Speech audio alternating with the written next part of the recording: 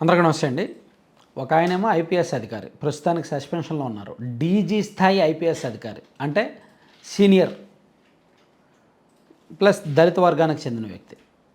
మరొక ఆయనేమో politician come business man, దేశవ్యాప్తంగా తెలుగు ప్రజల్లో బాగా నెట్వర్క్ ఉన్న వ్యక్తి, అన్ని రంగాల్లో పరిచయాలు విస్తృతంగా ఉన్న వ్యక్తి. కాకపోతే రాజకీయంగా తనని ఎవరు విమర్శించినా సరే ఊరుకునే వ్యక్తి కాదు. తనను విమర్శిస్తేనే ఊరుకునే వ్యక్తి తనను రాత్రి కస్టడీలోకి తీసుకొని కొడితే ఎందుకు ఊరుకుంటాడు?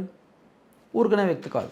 సో అందుకు ఆయన వ్యక్తిగతంగా వ్యవస్థపరంగా అన్ని రకాలుగా ఆయన ఫైట్ చేస్తూనే ఉన్నారు. కూటమి ప్రభుత్వం అధికారంలోకి వచ్చిన వెంటనే ఒక 4-5 రోజుల వ్యవధిలోనే గుంటూరు వెళ్ళి కంప్లైంట్ ఇచ్చి ఆ కంప్లైంట్ మీద ఫాలోఅప్ చేస్తూనే ఉన్నారు. సో దానిలో కీలకమైన నిందితుడు, ఆరోపణలు ఎదుర్కొంటున్న వ్యక్తి పివి సునీల్ కుమార్ గారు. రఘురామకృష్ణరాజు గారిని కస్టోడియల్ టార్చర్ చేసిన కేసులో కీలకమైన వ్యక్తి పివి సునీల్ కుమార్ గారు. సో ఇతన్ని ఆల్రెడీ సస్పెండ్ చేశారు. ఈ కేసులో అతన్ని అరెస్ట్ చేయడానికి ఏమైనా చర్యలు తీసుకుంటున్నారా లేదని చూడాలి. ఎందుకంటే ఆ రోజు అతని పాత్ర ఎంత, నిజంగా రఘురామకృష్ణరాజు గారిని కొడితే ఆ కొట్టడంలో ఈయన పాత్ర ఎంత అనేది ఆధారాలు, సాక్ష్యాలు ఇవన్నీ కూడా రావాల్సి ఉంది. ఈలోగా రఘురామకృష్ణరాజు గారికి అండ్ పివి సునీల్ కుమార్ గారికి మధ్య ట్విట్టర్లో, సోషల్ మీడియాలో విపరీతమైన విమర్శలు, ప్రతి విమర్శలు జరుగుతున్నాయి. అర్థం పర్థం లేని కామెంట్లు అనమాట.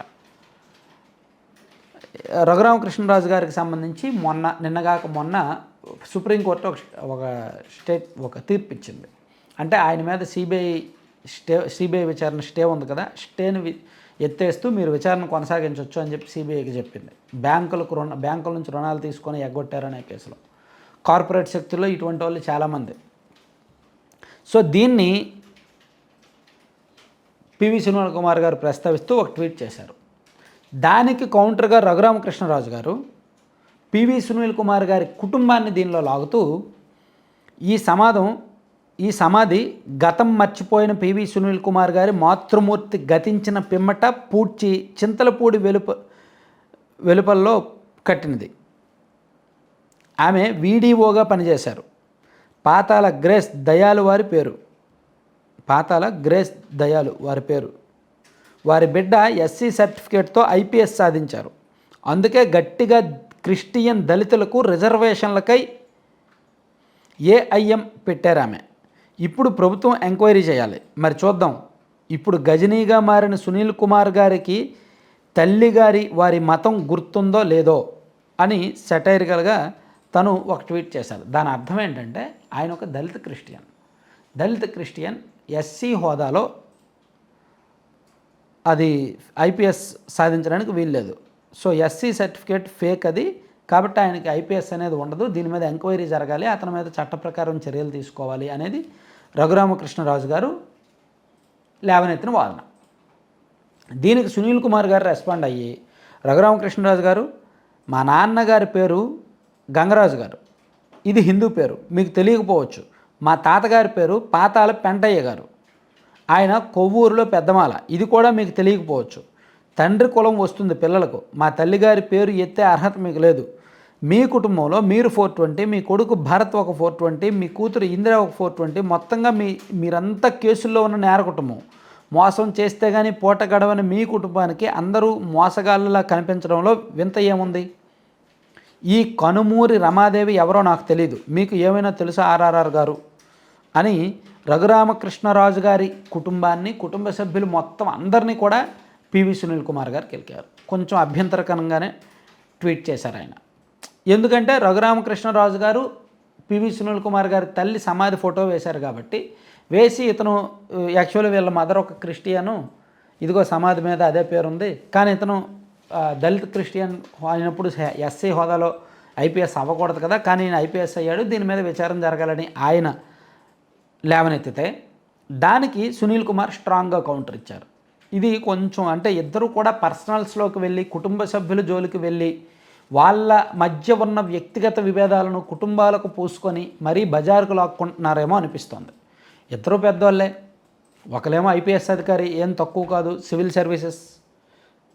సో రాజ్యాంగంలోని 3 వ్యవస్థల్లో ఒక వ్యవస్థలో కీలకంగా ఉన్న వ్యక్తి డీజీ స్థాయి ర్యాంకు, మరొక ఆయన రాజ్యాంగంలో ఉన్న కీలకమైన శాసన వ్యవస్థలో కీలకమైన హోదాలో ఉన్న వ్యక్తి ఉపసభాపతి, ఇంతకుముందు ఎంపీగా పనిచేశారు. సో ఇద్దరూ ఏమాత్రం తక్కువ కాదు హోదాలో, స్థాయిల్లో.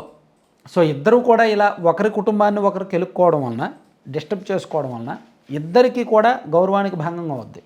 సో ఇన్నాళ్ళు చట్టపరంగా ఒకరి మీద ఒకరు కేసులు పెట్టుకోవడమా లేదా ఒకరి మీద ఒకరు విమర్శించుకోవడమా అనేది వరకు ఓకే. కానీ ఇక్కడ వరకు వచ్చేసరికి ట్వీట్లు ఈ సోషల్ మీడియాకి వచ్చేసరికి కొంచెం చిల్లరతనం అనిపిస్తుంది, హుందాతనం కోల్పోతారనమాట. కాబట్టి ఇద్దరిలో ఎవరో ఒకరు లాగితే మిగిలిన వాళ్ళు ఆగే అవకాశం ఉంది. లేదు మాకిద్దరికి ఉన్నవన్నీ మేము పీకేసుకుంటాము, పీకేసి రోడ్డుని పడేస్తామంటారా? అది ఇద్దరికీ నష్టమే. అయితే ఇందులో రఘురామకృష్ణరాజు గారి వైపు ఆలోచిస్తే ఆయన బాధితుడు కాబట్టి, ఆ రోజు దెబ్బలు తిన్నారు కాబట్టి ఆయన వైపు రాష్ట్రంలో చాలామంది నిలబడ్డారు. సో ఆయన కూడా ఆయన ఫైట్ చేసిన దానిలో, పోరాడుతున్న దానిలో న్యాయం ఉంది. సో దానికి ఆయన చట్టబద్ధంగా, న్యాయబద్ధంగా చట్టం దానిపైన చేసుకు వెళ్తుంది అనే రీతిలో వ్యవహరిస్తే సరిపోయేది. అలా కాకుండా సునీల్ కుమార్ గారిని పర్సనల్గా ఆయన చేయడం, ఈయన మళ్ళీ పర్సనల్గా వెళ్ళడం, ఇవన్నీ కూడా ఒకటికొకటి పెంచుకుంటున్నారనమాట. ఇది చూసే వాళ్ళకి అండ్ మీడియాకి కూడా కాస్త చిన్న చూపు అనమాట. ఇద్దరికి కష్టమే, ఇది ఇద్దరికి నష్టమే. Thank you. సో మీరు ప్రతిరోజు న్యూస్ పేపర్లు చదివి చాలా కాలం అయి ఉంటుంది. న్యూస్ పేపర్స్ చదవడం మానేసి ఉంటారు, మ్యాగజైన్స్ కూడా చదవడం మానేసి ఉంటారు.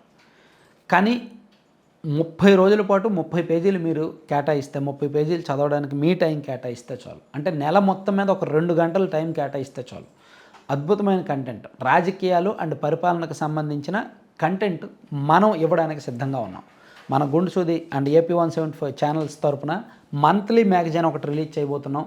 ఆ నెలలో జరిగిన రాజకీయ అంశాలు, పరిపాలన అంశాలకు సంబంధించి ఓవరాల్గా కవర్ స్టోరీలు, డెప్త్ అనాలిసిస్ స్టోరీలు, రీసెర్చ్, ఇన్వెస్టిగేటివ్ ఆర్టికల్స్ కూడా దీనిలో ఉంటాయి. సో మా జర్నలిస్ట్ టీం అందరం కలిపి దీనిలో కంటెంట్ రాస్తున్నాము, కొంచెం కొత్త ప్రయత్నం చేస్తున్నాము. కావాలి అనుకుంటున్న వాళ్ళు మంత్లీ సబ్స్క్రిప్షన్ తీసుకుంటాము లేదా ఇయర్లీ సబ్స్క్రిప్షన్ తీసుకుంటున్నాము అనుకున్న వాళ్ళు 7207071231 నెంబర్కి వాట్సాప్లో మెసేజ్ చేయండి. మీ అడ్రస్ పెడితే మీకు పోస్టల్లోనే డెలివరీ చేస్తాం. అలాగే ఇది లాంచింగ్ ఈవెంట్ తిరుపతిలో జరగబోతోంది జనవరి 1st వీక్లో. ఆ ఈవెంట్కి వస్తాము అనుకుంటే రాయలసీమ ప్రాంతం వాళ్ళు కావచ్చు, ఎవరైనా సరే తిరుపతిలో ఈవెంట్కి వస్తాము అనుకున్నా సరే ఆ నెంబర్లో మెసేజ్ చేయండి. మీకు ఒక లింక్ ఇచ్చి యాడ్ చేస్తాం గ్రూప్లో.